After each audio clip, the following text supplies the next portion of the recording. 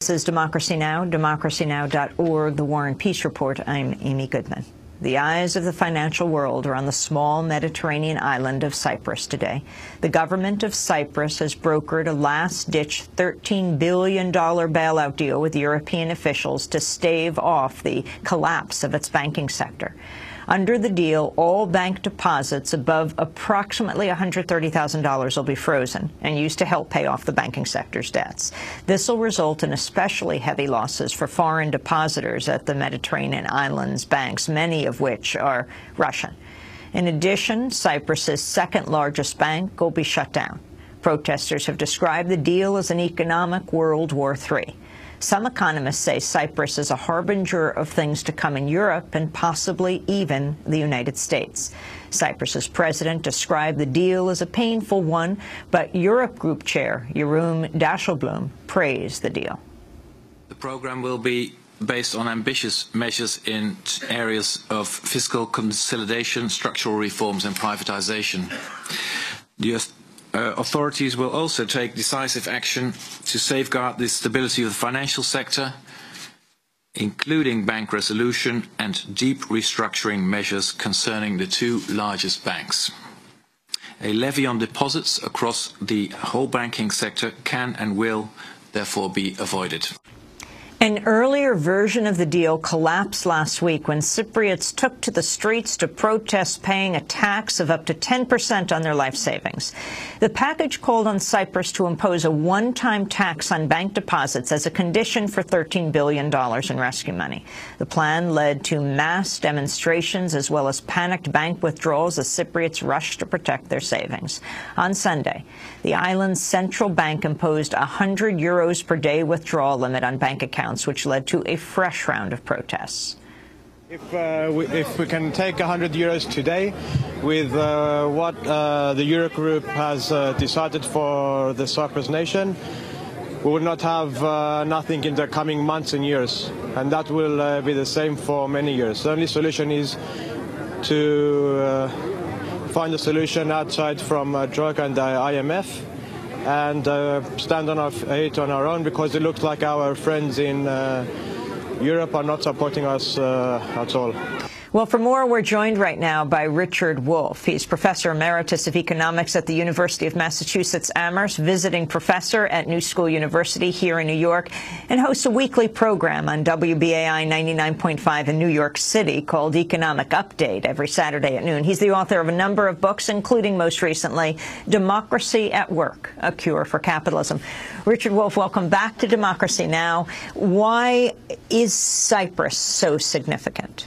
Well, Cyprus is significant for several reasons. First, it marks an escalation in what we call austerity economics. It is an effort to pay for the cost of this now 6-year-old global crisis in a new way. It is an effort to fund the bailouts of banks in a new way. And the new way was agreed last week by the European forces that control this, the central bank, the European Union, and the IMF, and to impose on Cyprus this new step, which is literally to go into the bank accounts of the citizens of Cyprus, roughly 1 million people in a small island in the middle of the Mediterranean, and snatch money out of their accounts. See, unlike other austerity where you levy a tax and you cut back social programs like we're doing here in the United States, that money dribbles in over a year or longer period. This way the government can get the money to bail out the banks quickly and cleanly and neatly. Friday night, the people of Cyprus went to bed with a certain amount of money in their accounts, they thought, and Monday morning, last Monday, they were supposed to awake with X% less money because the government had taken it. So that's an amazing new step of austerity. It suggests that this crisis is far from over and that the authorities are desperate to find the money, other than by taxing corporations, other than by taxing the wealthy, in order to solve their problems. The second reason it's important, and you stressed that, is that the people of Cyprus woke up, took one look at this, and said no, and did it dramatically. And in a matter of hours, they undid everything that the European governments and their own government had agreed to a few nights earlier. So it's a demonstration of people power in this little corner of the world that's very impressive and the basis, I think, for some optimism about opposition. How did they say no? Basically by saying we're going to disrupt everything. We're not going to go to work. We're not going to consume. We're going to call on our fellow citizens across Europe to recognize that if they can come into our bank account and take our money, then what is exactly going to happen in places like Italy, Spain, Portugal, Hungary, Britain, where very similar situations are playing themselves out? So this call for solidarity around this issue terrified all the other governments of Europe, and suddenly the firmly committed deal unraveled in the face of popular resentment and opposition. How did Cyprus get to this point? Cyprus is a small country. Its economy is based on three things. Tourism, it's a very pleasant place for Northern Europeans to go. Shipping, as befits an island. But above all, what is euphemistically called finance. In the go-go years of the 1990s and early in this century, what the banks in Cyprus did is offer themselves around the world as a wonderful place to come and make a deposit. We will convert whatever currency you have into euros, which is a very good currency to have. We will pay you an unusually high interest rate. We will ask no questions. This is often called good banking. So they got a lot of deposits. To give you an idea, depending on the estimates you believe, the total deposits in the banks of Cyprus were 5 to 8 times larger than the total GDP, the total output per year of that economy, which is an absurd situation. And those banks in Cyprus took all those deposits, and then they did what banks are supposed to do: find prudent, safe, non-risky investments. And like all big banks in the last 20 years, they failed.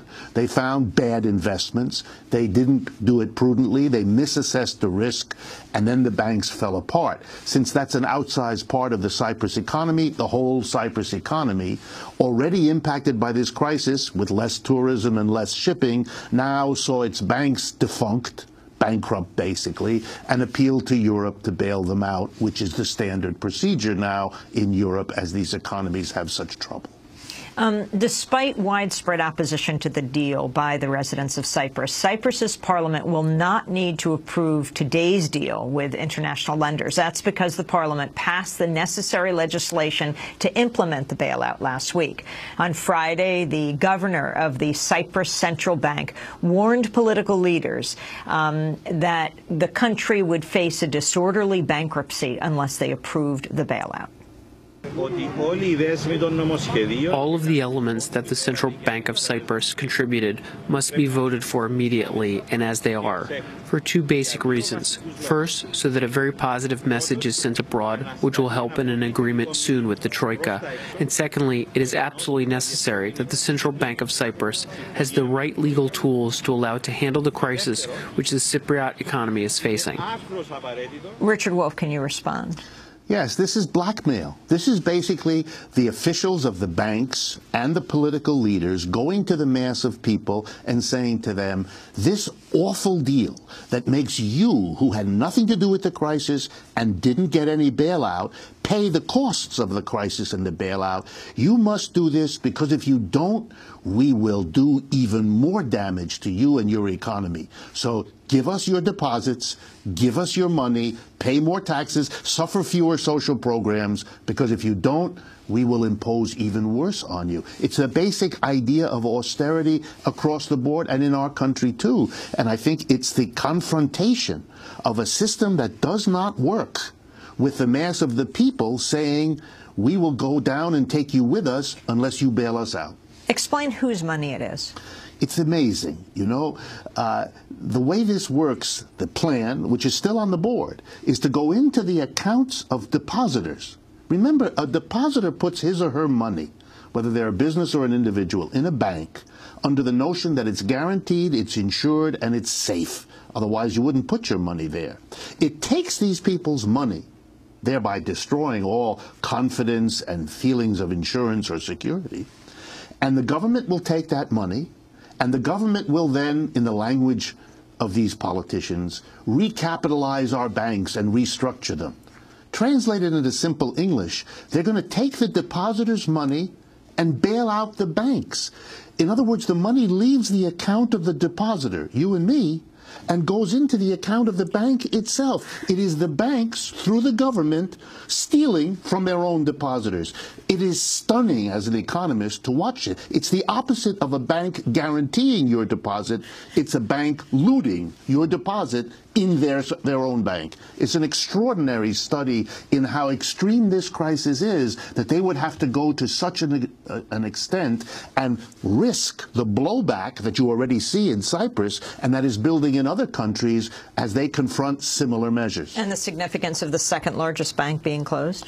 That's simply an attempt to save private banking. What they're going to do is move much of that closed bank into the other non-closed bank and have the government absorb the losses that are not transferred, so that you can save private banking by reducing 3 or 4 large banks to one fewer by taking the one in the worst condition and basically bailing it out for its mistakes and putting what's valuable in it into the other private banks. It's a refusal to confront that private banking, not just in Cyprus, not just in Greece, but across the world, has driven us into a catastrophe of global proportions, and we're doing everything in our governments to fix this situation without imposing on them, without questioning their failed performance.